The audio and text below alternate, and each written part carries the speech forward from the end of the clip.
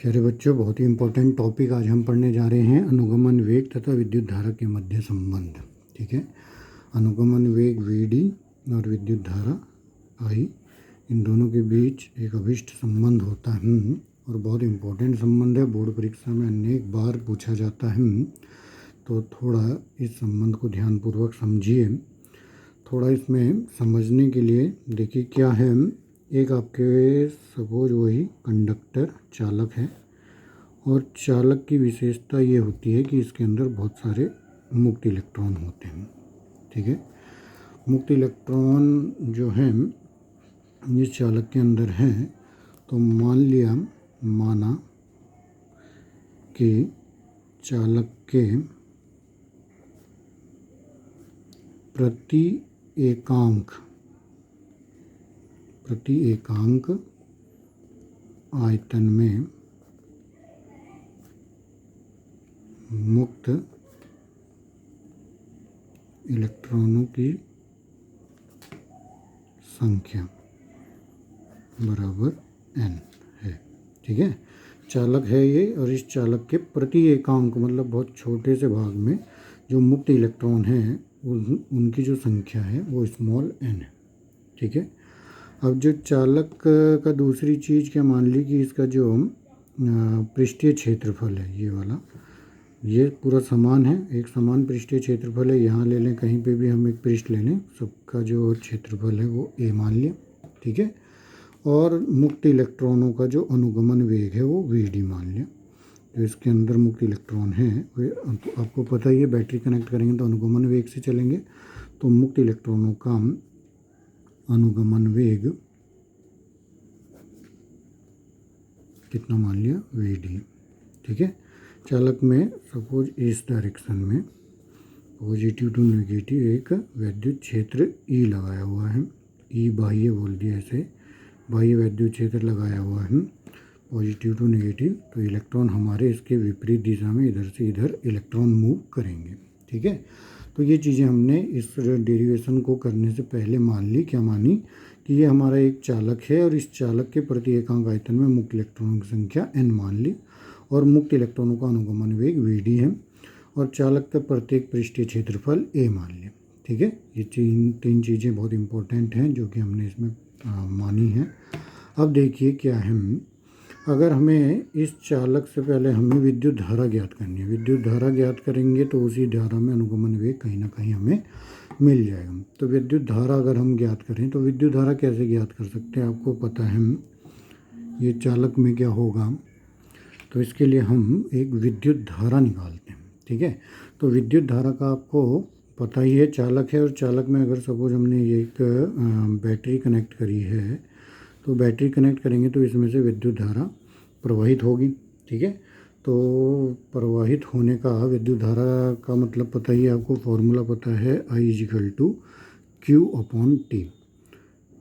ठीक है, इसकी परिभाषा हमने बताई थी कि 1 सेकंड में प्रवाहित आवेश की मात्रा ही विद्युत धारा के बराबर होती है। ठीक है, तो इसका मतलब क्या है, Q का मतलब क्या हो गया, T सेकंड में प्रवाहित आवेश। ठीक है, तो अगर हम इस कंडक्टर से T सेकंड में आवेश निकाल दें, ठीक है, तो इससे बहने वाली धारा हम आसानी से ज्ञात कर लेंगे। ठीक है, तो पहले हमें धारा ज्ञात करनी है, तो धारा ज्ञात करने के लिए ये हमें दिमाग में रखना है क्या, कि T सेकंड में इस चालक से प्रवाहित आवेश निकालने में। ठीक है, अब जो भी हमारा तोड़ मोड़ जोड़ जो भी होगा वो सब यही काम करने के लिए करना है कि T सेकंड में कितने आवेश इस चालक से प्रवाहित हो रहे हैं। ठीक है, I = Q/T हमने निकालना है।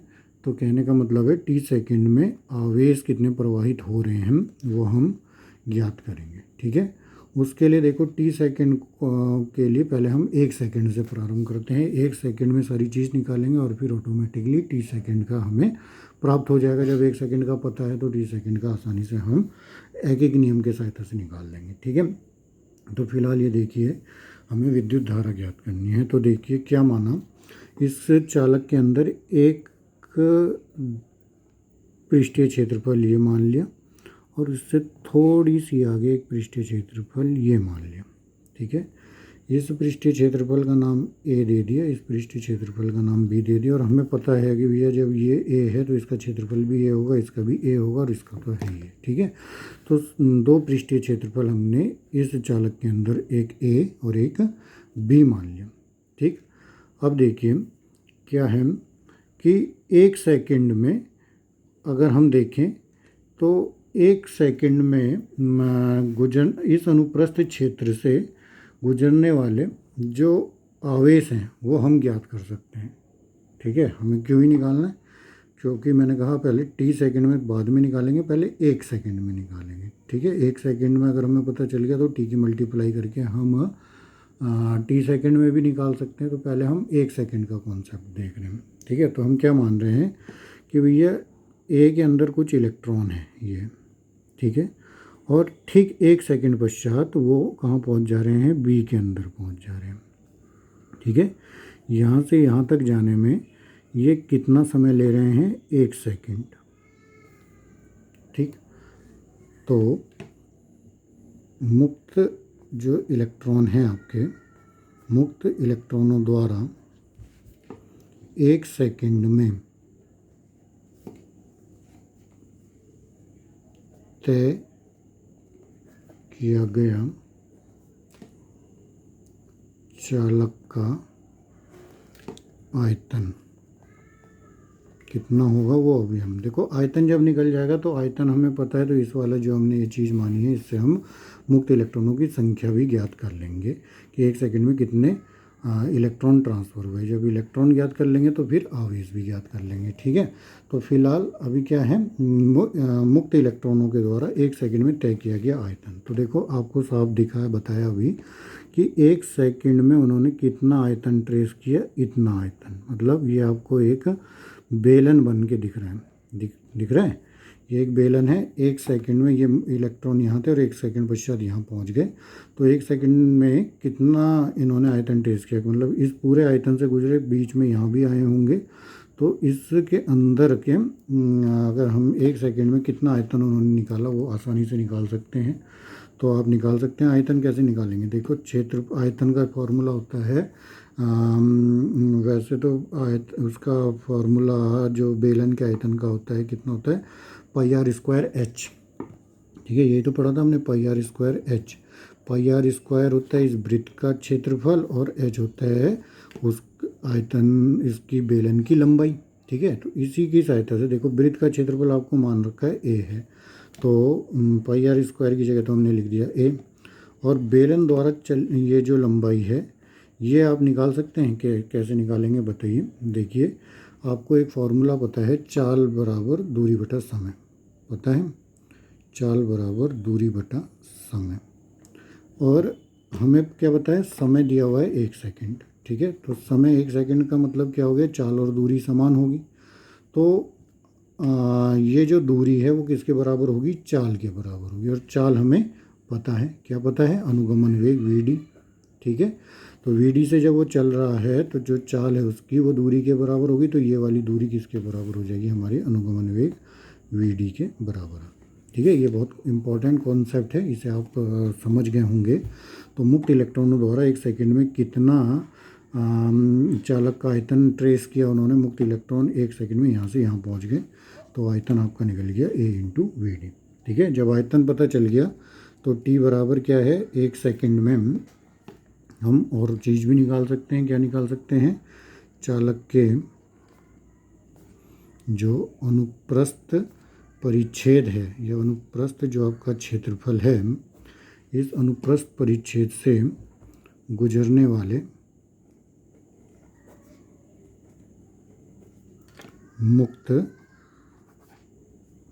इलेक्ट्रॉनों की संख्या, ठीक है। देखो 1 सेकंड में चालक का आयतन हमें पता चल गया, और हमें पता है कि भैया चालक का जो प्रति एकांक आयतन में मुक्त इलेक्ट्रॉनों की संख्या n है।